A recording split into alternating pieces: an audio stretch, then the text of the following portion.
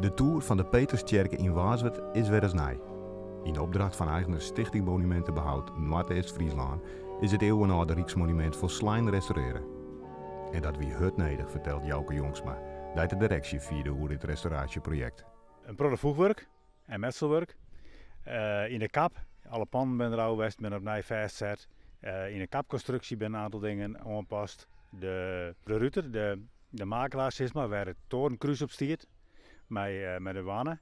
Die wie ik aantast, dus dat moest aangepakt worden. En binnen in de tour heb ik een aantal dingen verstevigen. En dan is er eigenlijk een schilderwerk is mij pakt. Net alleen nog de tour is in Grieven aanpakt, ook het oerwerk kreeg een flinke update. De klok stil hier en stil, maar jouwt intussen op de milliseconde precies de tijd aan. Die oude oerwerken die moet altijd opwoen worden. En het opwinnen, dat moet één keer in de weken, soms één keer in de 3 dagen, soms elke dag gebeuren. En daar ben ik geen meester meer voor. En dus er wordt er bedacht om te zitten, het opwinnen gaan we automatisch doen. Het hele oerwerk is weer verbonden met de atoomklok in Frankfurt. En die atoomklok die zorgt er dus voor dat het oerwerk elke hele dag, dus om de 12 uur, even gelijk gezet wordt. Wat de restaureerde tour bekend wil, hoeft ervoor net meer naar Waarswerd te reizen.